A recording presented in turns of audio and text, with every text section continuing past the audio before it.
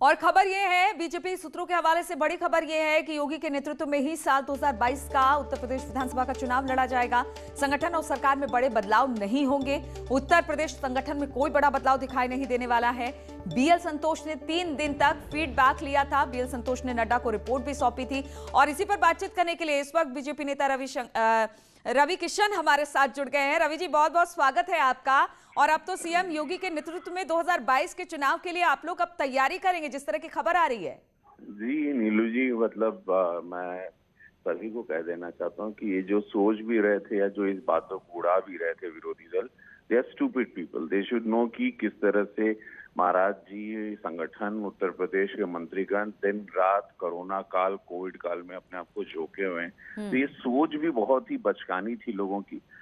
मतलब कहते हैं ना, विरोधियों के पास कुछ रहा नहीं, तो यही लोगों ने सब उड़ाया था कि संगठन में बदलाव होगा, इनमें बदलाव होगा। ऐसा कुछ नहीं है। महाराज जी के नेतृत्व में हम लोग पिछला 2017 भी चुनाव देखे हैं, उनके कार्यशैली में किसी को कोई इफन पट नहीं है। Is a very strong man, hard working, honest है और पूरा उत्तर प्रदेश उनको प्रेम करता है। जनमानस के लिए वो जान देते हैं और उसका रिजल्ट ये है कि हम लोग we are fighting the election 2022 हम उनके नेतृत्व में लड़ रहे हैं और हम लोग इस बार 300 पार होंगे। अगेन हम लोग बहुत अच्छे से चुनाव लड़ेंगे, जीतेंगे और जनता की सेवा में इसी तरह जमीन पर हम लोग भारतीय जनता पार्टी का समस्त कार्यकर्तागण रहेगा और महाराज जी मुख्यमंत्री रहे। ठीक है रवि किशन जी, कहा यह जा रहा है कि योगी मंत्रिमंडल का विस्तार होगा, लेकिन इस तरह की खबर भी आ रही है कि उससे पहले मोदी मंत्रिमंडल का विस्तार होगा और बहुत सारे ऐसे चेहरे जो उत्तर प्रदेश से जा सकते हैं केंद्रीय मंत्रिमंडल में। तो इसको लेकर किसी तरह की सुगबुगाहट और फिर यहाँ पर भी कुछ चेंजेस देखने को मिलेंगे योगी मंत्रिमंडल में? मैं इसमें गौर नहीं कर पाया, चूंकि गोरखपुर में बहुत सारी चिंता थी तो वहां पर ज्यादा फोकस रहा हूं। मैं वहीं रहता हूं आजकल, ज्यादा काम वहीं पर करता हूं, बेस बनाया हूं। बाकी चीजों में अभी नहीं, बिकॉज मेरी जिम्मेदारी इस वक्त बहुत ज्यादा गोरखपुर के लेके है, बड़ा जनमानस है। तो होगा, कुछ भी परिवर्तन होगा, जो शीर्ष नेतृत्व का जो भी होगा, हम लोग संगठन के कार्यकर्ता हैं, उसका वेलकम करेंगे, स्वागत करेंगे, जो भी आदेश आएगा। और जिनको भी हम लोगों को मंत्री एज मंत्री के रूप में जो भी दिया जाएगा कि ये आपके मंत्री हैं, ये आपके नेता हैं, एंड वील फॉलो दैट। ये एक प्रोटोकॉल है, हम लोग उसी तरह इस संगठन पे काम करते हैं। लेकिन रवि जी, आपको लगता है कि जो अटकलों का बाजार बहुत ज्यादा गर्म था, बहुत सारी बातें निकलकर सामने आ रही थी, जिस तरह से बीएल संतोष थे लखनऊ में और सभी नेताओं से बातचीत की थी, नेतृत्व परिवर्तन की आशंका थी, कहा जा रहा था कि मंत्रिमंडल में परिवर्तन होगा, तो एक तरह से इसको विराम देने की कोशिश? नहीं, इसी पार्टी का एक वे ऑफ वर्किंग है। वो कोलकाता के टाइम पे भी जाते हैं, संगठन आता है, संगठन बैठता है, एक बहुत ही सिस्टमैटिक तरीके से बीजेपी कार्यशैली को करती है। जमीन तो उनका एक ही 6-7 महीने बाद चुनाव में हम लोगों को उतरना है, तो पूरा उसकी प्लानिंग के लिए वो आए होंगे, कोई बदलाव के लिए नहीं आएंगे। I am very sure about that. लेकिन अब विरोधी हैं, उन लोगों को कुछ भी बोलना है, लेकिन महाराज जी की छवि और ये सब कुछ इतनी ऊंची है, इतना उनका कद बड़ा है, उनकी ईमानदारी से, उनकी मेहनत से, कि उसको कोई आंच नहीं आएगी। ये पूरा जनमानस जान रहा था। तो इस वक्त सबसे मुफीद चेहरा और सबसे लोकप्रिय चेहरा सीएम योगी का ही दिखाई दे रहा है, जिसको लेकर बीजेपी आगे बढ़ेगी प्रदेश में। जी ऑफ कोर्स, यस, इसमें तो कोई इफ एंड बट, कोई डाउट ही नहीं किसी को।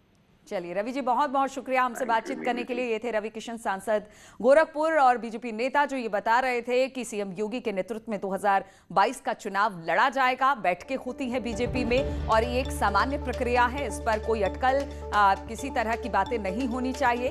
तो ये बातें अब निकलकर सामने आई है कि 2022 का चुनाव सीएम योगी के नेतृत्व में ही उत्तर प्रदेश में लड़ा जाएगा।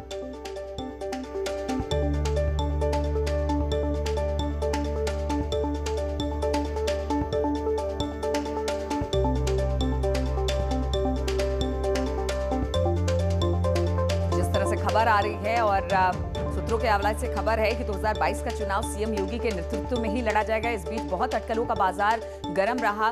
मंत्रिमंडल के विस्तार की बात हो रही थी, उसमें भी कई चेहरे शामिल होने की बात हो रही थी, लेकिन अब इन अटकलों पर विराम लगता दिखाई दे रहा है। चलिए बढ़ते हैं अगली खबर की ओर। संगम नगरी प्रयागराज में गंगा की जलधारा इन दिनों बेहद प्रदूषित नजर आ रही है। बांधों से पानी छोड़े जाने और उत्तराखंड के पहाड़ों की बारिश से गंगा का जलस्तर तो बढ़ रहा है, लेकिन फाफा मऊ घाट पर गंगा का जल हरे रंग का दिख रहा है। इसके साथ ही गंगा के जल में सफेद झाग भी दिखाई दे रहा है। हिंदुओं की आस्था का प्रतीक गंगा नदी के पानी के दूषित होने को लेकर लोगों की भी चिंता बढ़ गई है। बारिश और बांधों से पानी छोड़े जाने के चलते संगम नगरी प्रयागराज में गंगा नदी का जलस्तर लगातार बढ़ रहा है। लेकिन चिंताजनक बात यह है कि गंगा का जल जो है वो यहाँ पर गहरा हरा दिखाई दे रहा है, जैसा यहाँ पर पहले यमुना का जल दिखाई देता था। हालांकि इसको लोग स्वच्छ बता रहे हैं, लेकिन इसका जो रंग है वो हरा होता जा रहा है, आप देख सकते हैं। और यही रंग पहले यमुना का संगम में होता था और उस तरह का रंग होने को लेकर तमाम तरह के यहाँ पर कयास लगाए जा रहे हैं। ऐसा माना जा रहा है कि गंगा का जल जो है वो प्रदूषित हो रहा है, जिसकी वजह से इसका रंग यहाँ पर गहरा हरा होता जा रहा है। जल में ठहराव है, आप देख सकते हैं किस तरह यहाँ पर सफ़ेद बुलबुले और झाग भी दिखाई दे रहे हैं। और इसका पानी का जो जल स्तर है यहाँ पर वो भी आप देख रहे हैं कि लगातार बढ़ रहा है। लेकिन ये जो आप इसकी गंदगी देख रहे हैं, इसमें जो समाई हुई है, उसकी वजह से यहाँ पर जल अब स्वच्छ नहीं रह गया है, आचमन के योग्य नहीं रह गया है। और अगर बारिश होती है और इसी तरह जल बाहर से आता रहा तो निश्चित तौर पर और भी जल प्रदूषित होगा। तो प्रशासन को इस ओर भी ध्यान देना चाहिए कि गंगा में जो प्रदूषण बढ़ रहा है उसकी रोकथाम के लिए जल्द से जल्द कदम उठाए जाएं, ताकि गंगा को अविरल और निर्मल बनाया जा सके। केंद्र सरकार भी नमामि गंगे योजना के तहत लाखों करोड़ों रुपए खर्च कर रही है, लेकिन उसके बावजूद गंगा की जो दशा यहाँ फाफामऊ घाट पर है वो अपने आप में कई गंभीर सवाल खड़े कर रही है। कैमरा पर्सन संजू मिश्रा के साथ सर्वेश दुबे, न्यूज़ 18 प्रयागराज। और ग्रेटर नोएडा के दादरी में पुलिस और बदमाशों के बीच मुठभेड़ हो गई, जिसमें एक बदमाश घायल हो गया। वहीं 3 बदमाश मौके से फरार हो गए थे, जिनमें कॉम्बिंग के बाद 2 बदमाशों को गिरफ्तार कर लिया गया, जबकि एक अब भी फरार है। पुलिस को इनके पास से लूटी हुई कार और तमंचा भी बरामद हुआ है। जब ये चेकिंग के बैरियर को देखे तो इन्होंने बैरियर को धक्का मारते हुए, बैरियर को तोड़ते हुए आगे बढ़े। आगे से पुलिस पार्टी ने घेराबंदी की। घेराबंदी के पश्चात ये पुलिस पार्टी को आता देखकर इन्होंने पुलिस पार्टी पे फायर की। पुलिस पार्टी में काउंटर एक्सचेंज में मोहम्मद असलम नामक एक बदमाश के पैर में गोली लगी है। 3 बदमाश अंधेरे का लाभ उठाकर भागे। लगातार कॉम्बिंग की गई, 2 बदमाश और गिरफ्तार हुए हैं। और रुकेंगे यहाँ पर छोटे से ब्रेक के लिए।